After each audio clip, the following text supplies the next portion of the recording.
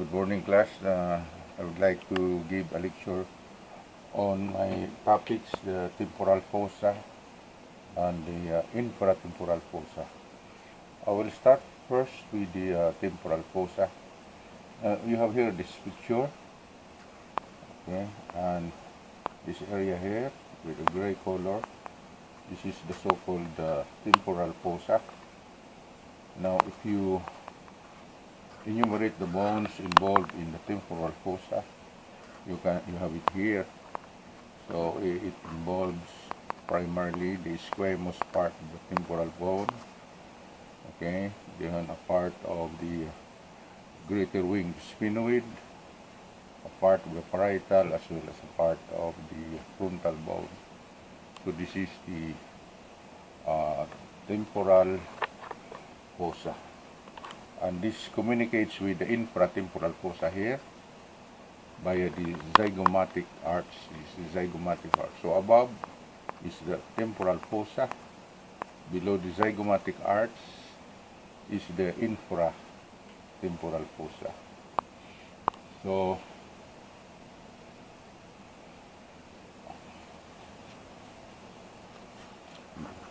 structures, the structures found in the temporal fossa. Now, primarily the structure found is a muscle called the temporalis muscle, which is a muscle for mastication. It is covered by a thick fascia called the temporal fascia here. This is a temporal fascia, and underneath the temporalis fascia is the temporalis muscle. This is a muscle of mastication. Now, aside from the temporalis muscle, or other muscle for mastication, here you can see this is the masseter muscle, which you can feel or palpate when you close your mouth, clench your teeth, and you can feel the muscle on the lateral part of the mandible. Now, so this masseter muscle takes origin from the zygomatic arch and will be inserted into the ramus. We call this the ramus of the lateral surface of the ramus of the mandible. So these two are muscles for mastication. Now, going back to the temporalis muscle, you will see that it is inserted into this structure called coronoid process of the mandible. This is the coronoid process of the mandible, and the action of the temporalis muscle is elevation of the mandible. Elevation of the mandible. And the posterior part of the muscle, this area here, this part here, the function is retraction of the mandible. So you have two functions, elevation and the posterior fibers retraction of the mandible, or moving backward. Okay, now other structures found in the temporal fossa are the branches of the auriculotemporal nerve and superficial temporal muscles, which is not seen in the picture here. Okay, now the nerve and blood supply to the temporalis muscle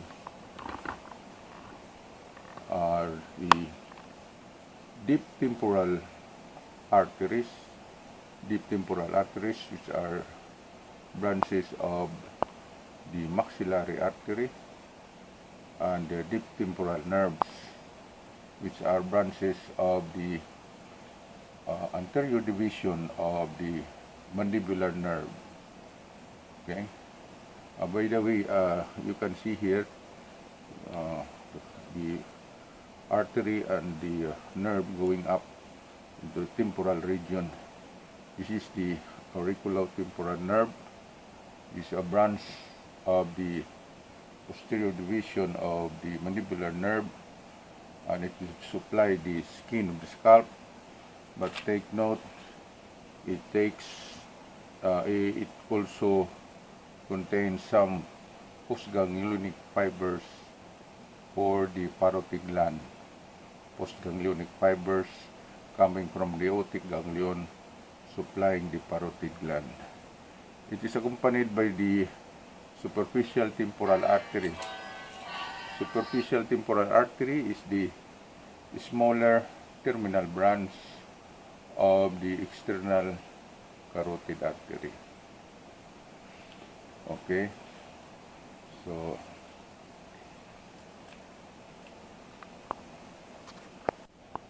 those are the important structures found in the temporal fossa. Now we will proceed to the infratemporal fossa, where you have so many structures. Okay, so this is the temporal fossa. The zygomatic arch has been removed, so you can visualize the infratemporal fossa. And what are the bony boundaries? And you have another picture here, the lower part, this gray color that illustrates the region of the infratemporal fossa. Okay, so what are the bony boundaries of the infratemporal fossa? Which start with the superior boundary. It is formed by the infratemporal surface of the greater wing of the sphenoid. Infratemporal surface of the greater wing of the sphenoid. And the posterior boundary is this one. This is the styloid process, posterior boundary. Now, the medial boundary. Medial boundary is provided by the lateral pterygoid plate, which is part of the sphenoid bone.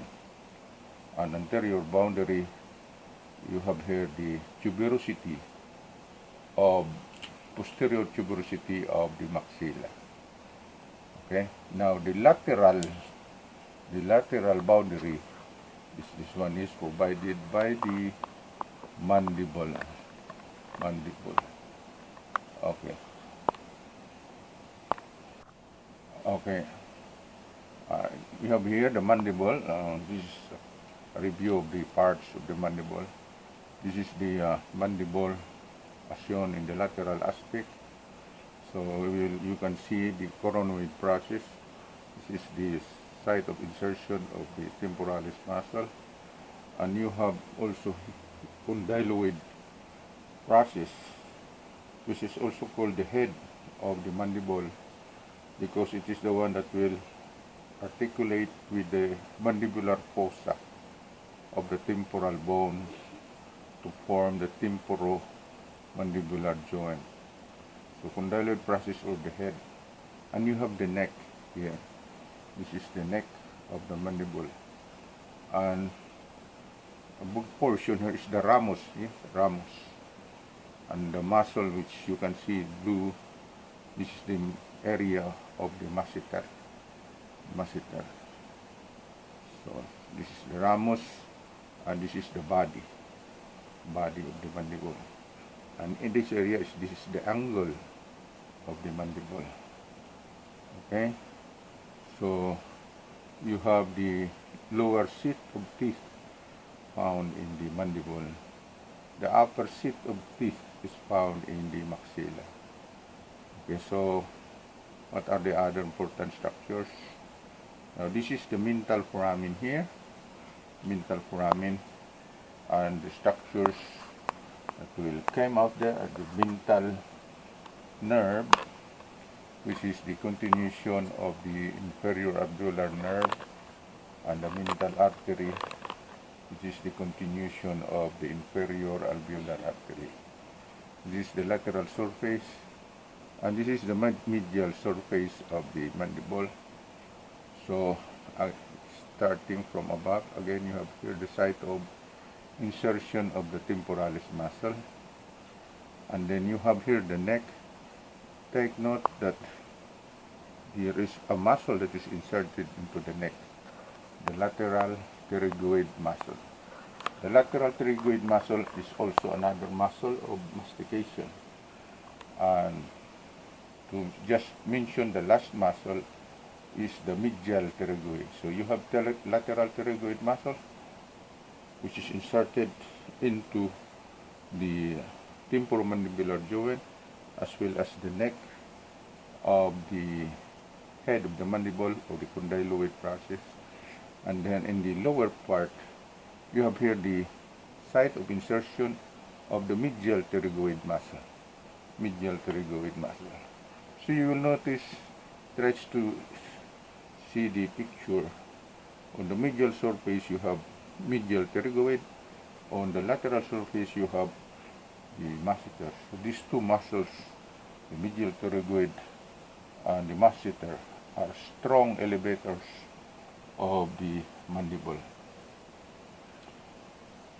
So what are the other structures found in the medial side? Okay, you have here the mylohyoid line, site for insertion of the muscle, mylohyoid muscle.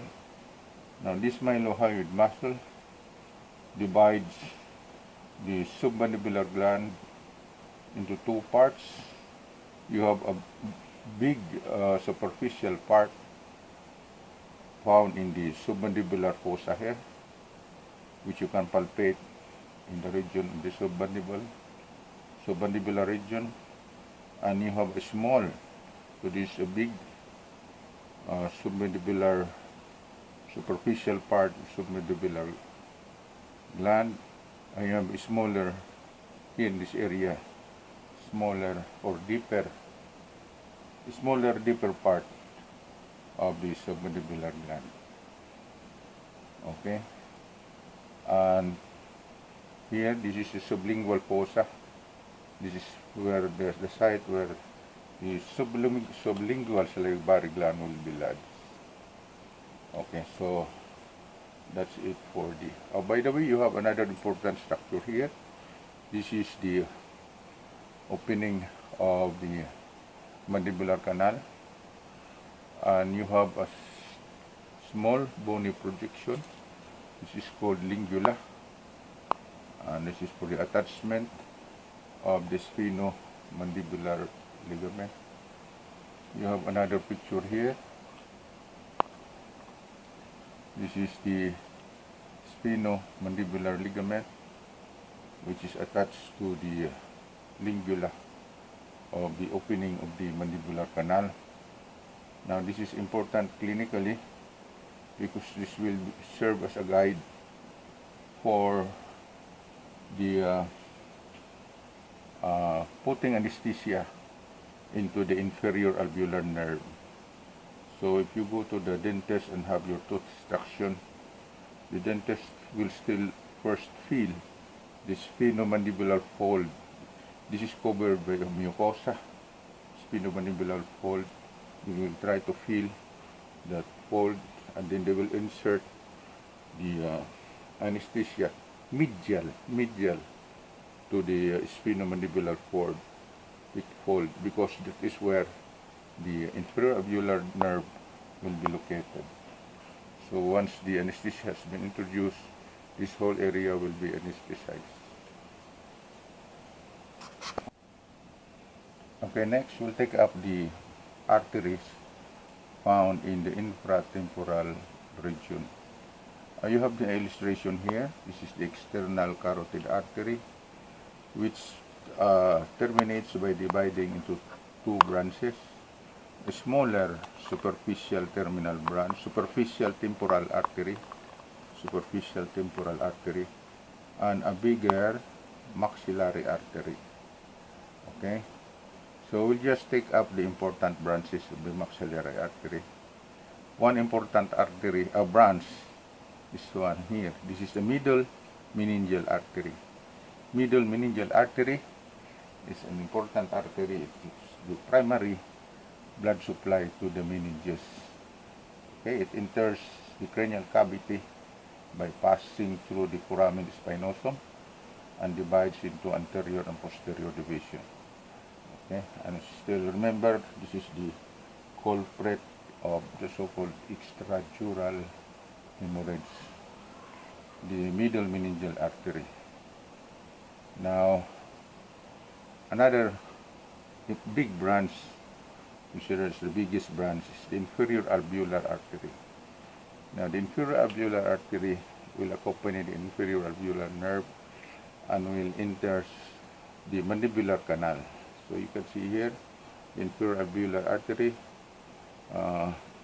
entering the mandibular foramen to the mandibular canal, and then provides dental branches,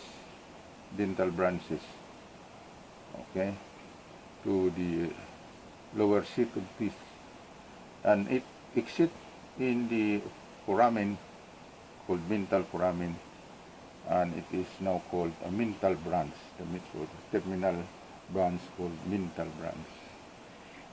Okay, so you have other branches of the buccal artery here, okay, which provides blood supply to the buccal region where you have one of the buccinator muscles located, and then you have the deep temporal arteries which provide blood supply to the temporalis muscle, goes up into the temporal fossa, and then the terminal continuation is now called sphenopalatine artery.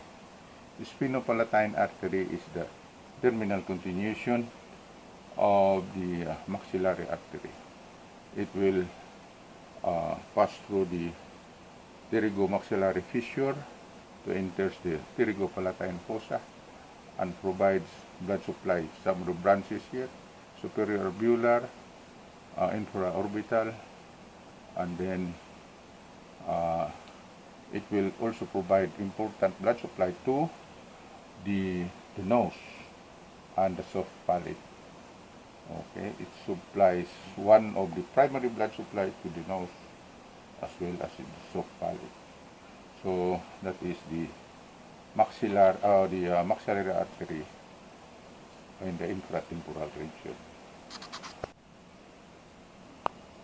Okay, now we will take up the nerves found in the infratemporal region. Okay, now in the region of the head, there are two important nerves which supply that area. For the sensory, it is provided by the trigeminal nerve. So the trigeminal nerve, in fact, is considered as the continuation of fasciculus gracilis and cuneatus into the region of the head. There is no fasciculus cuneatus and gracilis region of the head, but instead the function is performed by the trigeminal nerve, which provides sensory supply to the scalp and the face. But there are three divisions. You have the ophthalmic, you have maxillary, and you have the mandibular. The mandibular division contains also motor fibers, which supplies the muscles of mastication. Now, this area here, before the trigeminal nerves divide into three divisions, you have an area which is somewhat flattened, and this area contains neurons, and it is called the trigeminal ganglion. So the cell bodies of the sensory fibers found in mandibular, found in the maxillary, found in the ophthalmic, the cell bodies are found here in the trigeminal ganglion, which is also called semilunar ganglion,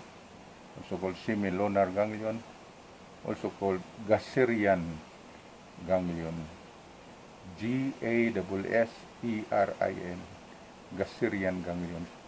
So that is the trigeminal ganglion. Now, you have here the ophthalmic division, which is purely sensory. Purely sensory. So, it enters the orbit, passing to the superior orbital or greater orbital fissure. And you have here the important branches. Take note that some goes out of the orbit to supply the scalp. Okay. And you have here one nerve, lacrimal. Now, this lacrimal nerve is a sensory nerve. So actually it supplies the skin over the lacrimal gland, but it carries with it postganglionic parasympathetic fibers for the secretion of the lacrimal gland. Okay, now that postganglionic parasympathetic fibers come from the pterygopalatine ganglion and goes up, passing through this branch. This is the zygomatic branch, zygomatico-temporal, and then communicating branch into the lacrimal nerve. This is the one that carry postganglionic fibers into the parotid gland. The postganglionic fibers come from the pterygopalatine ganglion, and the pterygopalatine ganglion receive preganglionic fibers coming from a branch of the facial nerve. So it is the facial nerve which is provides secretomotor fibers to the lacrimal gland. Okay. So this is another one. This is purely sensory also. The maxillary nerve. Okay, maxillary nerve exits through what foramen? Foramen rotundum. Okay, you have another picture here.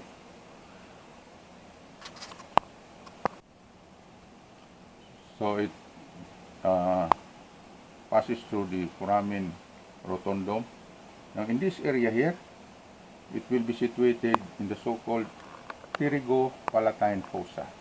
The pterygopalatine fossa, where it will have a ganglion called the pterygopalatine ganglion attached to it. So they have anatomical relation because of the attachment, but they have no functional relations. So it will enters the infraorbital canal or the infraorbital fissure and provides alveolar nerves to the upper seat of teeth found in the maxilla. It will exit through a foramen called infraorbital foramen, and the nerve, maxillary nerve, is now called infraorbital nerve. So it is the terminal continuation. Maxillary is the infraorbital nerve, which will pass through the infraorbital foramen and supply the skin in the infraorbital region of the face. You have another picture here which illustrates what I mentioned. So you have here the maxillary nerve, and you have here attached to it is the pterygopalatine ganglion, sometimes called sphenopalatine ganglion. So they are the same, sphenopalatine or pterygopalatine ganglion. And you have here the postganglionic fibers, which will some of the postganglionic fibers are found in the greater and lesser palatine nerves, which will enter the soft palate through the greater and lesser palatine foramina. Okay, and this is the one, the postganglionic fibers coming from the pterygopalatine ganglion will supply the lacrimal gland, the glands in the nose, and the glands in the soft palate.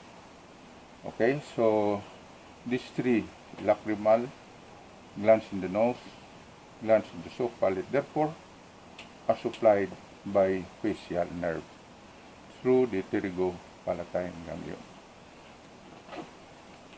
So you have here also how I mentioned it exits through the infraorbital foramen, and now called infraorbital nerve. Infraorbital nerve.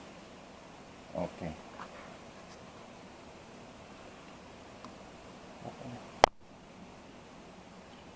Okay. Next, we'll take up the mandibular nerve. Okay, as mentioned earlier, it is a mixed nerve. It has both sensory and motor. It sits through foramen ovale together with the lesser petrosal nerve, and it has three groups of branches. One,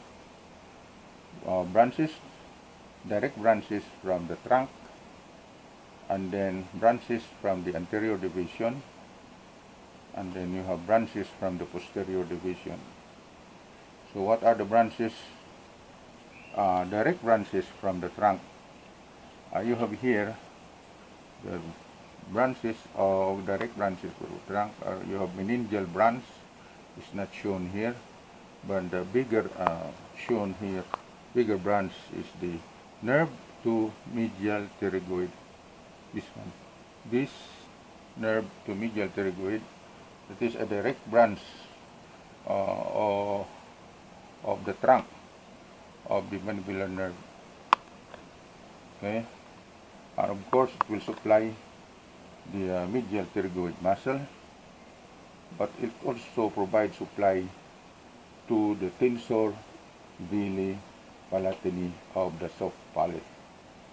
Now, another important fact you should know is that the medial nerve to medial pterygoid is the site where the otic ganglion is attached. The otic ganglion is attached to the nerve to medial pterygoid. They have anatomical but no functional relationship. Nerve to medial pterygoid. Okay, then you have the anterior division, branches of the anterior division of the mandibular nerve.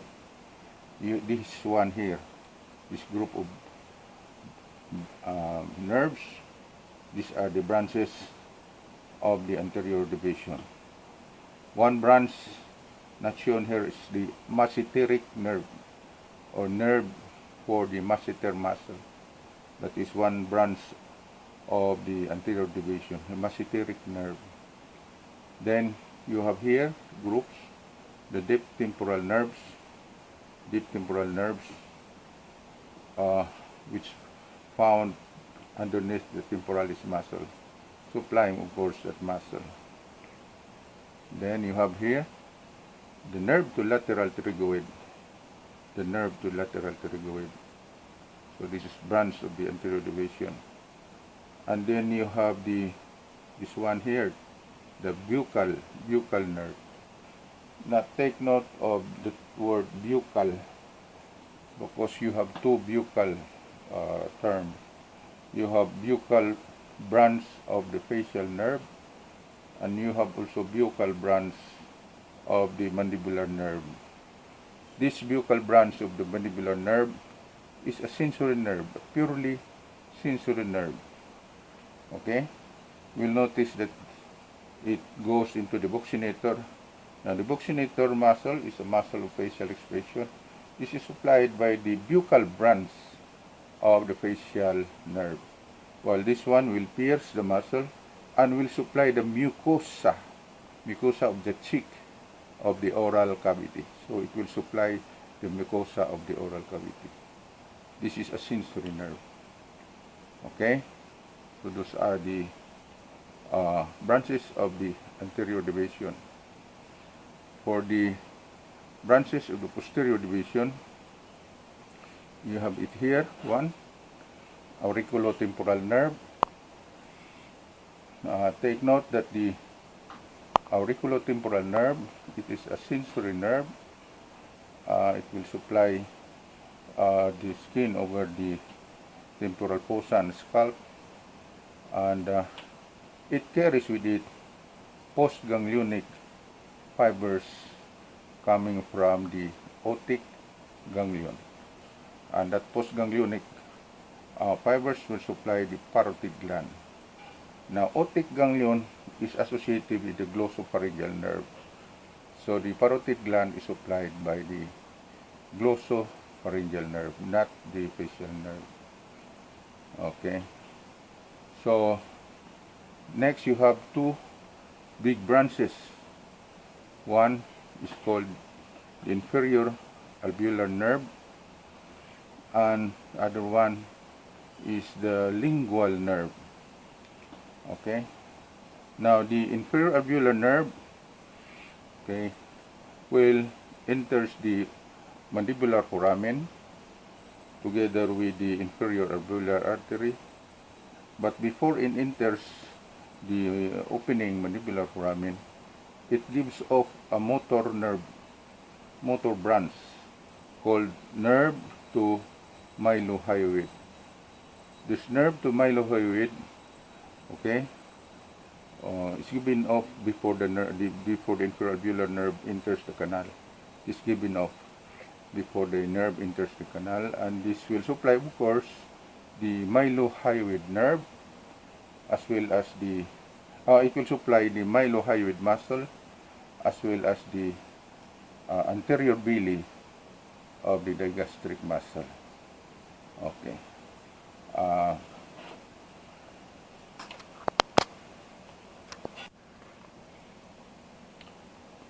You have now the inferior alveolar nerve passing through the mandibular canal. This is the mandibular canal here. Now the mandibular canal terminates into an opening called the mental foramen.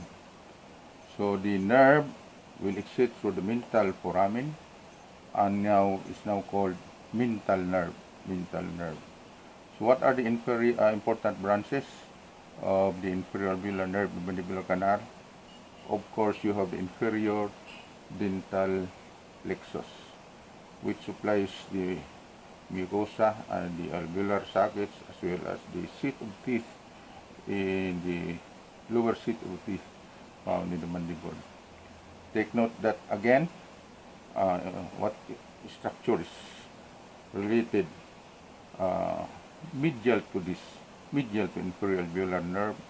You have the ligament called sphenomandibular ligament, which is utilized by the dentist to locate the inferior alveolar nerve. So once the anesthesia is infiltrated in that area, this whole part of the lower jaw or the mandible will become numb. Yeah. So one half of the lower the mandible, all structures there will become numb. Okay, so that is the inferior alveolar nerve. Okay, we'll take up the last branch of the posterior division of the mandibular nerve, and this is the lingual nerve. Lingual nerve, it is a sensory nerve whose cell bodies are found in the trigeminal ganglion. Okay, so this sensory nerve will provide sensory fibers for the anterior two-thirds of the tongue, whose function is to convey exteroceptive sensations from the anterior two-thirds of the tongue. When we say exteroceptive sensations, that refers to sensations like pain, touch, temperature, pressure, etc. So those are exteroceptive, but not taste sensation, because taste sensation is conveyed by another nerve called chorda tympani, which joins the lingual nerve in the infratemporal region. Now, chorda tympani is a branch of the facial nerve, and the chorda tympani contains two sets of fibers. One set are the taste fibers, which convey sensations from the anterior two-thirds of the tongue, and sensory, or the cells, or the cell bodies of these taste fibers are found in the geniculate ganglion of the facial nerves, while the other set of fibers are preganglionic parasympathetic fibers, which takes origin from the superior salivatory nucleus in medulla oblongata. And these preganglionic parasympathetic fibers will terminate to its ganglion. This one here, the submandibular ganglion, which is attached to the lingual nerve. Again, this is associated with the parasympathetic fibers, so they have no functional relation with the lingual nerve per se. So this submandibular ganglion, the postganglionic fibers will now supply the submandibular salivary gland and the sublingual salivary gland. Now, a short overview for the facial nerve. So you can more or less an overview on the course of the facial nerve. Now this is the facial nerve. As mentioned before, it is the only cranial nerve that passes through two openings. One, internal auditory meatus. Two, stylomastoid foramen. Now it has two roots, sensory root, which contains sensory fibers or taste fibers, and parasympathetic fibers. And you have the motor root, which contains motor fibers for the muscles. Now the sensory fibers has these sensory cell bodies. The cell bodies found in geniculate ganglion. This is the geniculate ganglion. So it is a sensory ganglion. Now in that area, it gives off a branch, the greater petrosal nerve. Now if you have a chance to study the petrous bone, you will see a groove for the greater. You will see the groove for the greater petrosal nerve. Now this greater petrosal nerve contains parasympathetic fibers for the lacrimal gland, for the glands in the nose, and for the glands in the soft palate. Now it is joined by the sympathetic branch coming from the internal carotid plexus, sympathetic plexus. I mentioned before that the internal carotid nerve provides this plexus, the internal carotid nerve, branch of superior cervical ganglion, considered as the cranial continuation of the cervical sympathetic chain of ganglia. So the nerve coming from this carotid plexus is called deep petrosal nerve. So take note of the term deep petrosal. You have greater petrosal, you have deep petrosal, you have lesser petrosal. So you have so many petrosal nerves. So it joins here. Once it joins, the nerve is given another name, nerve to pterygoid canal. It is called the nerve to pterygoid canal. And this nerve to pterygoid canal is the one that will make synapse with the pterygopalatine ganglion, which is attached to the maxillary nerve. Fibers from the post-pterygopalatine ganglion will be seen in the lesser palatine nerve, greater palatine nerve, which passes to the greater and lesser palatine foramina, so into the nose, and some goes up into the maxillary nerve, into the zygomatic branch, zygomatic-facial, zygomatico-temporal, communicating branch, and finally reach the lacrimal nerve. Now this is the one that the fibers here, the postganglionic parasympathetic fibers, is secretomotor to the lacrimal gland. So we have injury to the facial nerve. What are the manifestations? Diminished lacrimation, okay, diminished secretion of the glands, the nose, and the soft palate, diminished salivation, diminished because it supplies sublingual salivary glands, and finally you have paralysis of the muscles of facial expression, and loss of taste sensation from the anterior two-thirds of the tongue. So these are the sequelae if the injury found in the root near the internal auditory meatus. Okay, and this is the chorda tympani. It is given the term tympani because you can see it loops around, passing, it formed, given off in the tympanic cavity or in the middle ear. Okay, and will just go down through a fissure and reaches the temporal region. Okay, so this is now the facial nerve as it passes to traverse the mandibular or the facial canal. Okay, this is the terminal continuation of the facial nerve. Exits through the stylomastoid foramen and gives a branch nerve to stylohyoid muscle and the nerve to posterior belly of the digastric. So the stylohyoid as well as the posterior belly of the digastric, it's supplied by the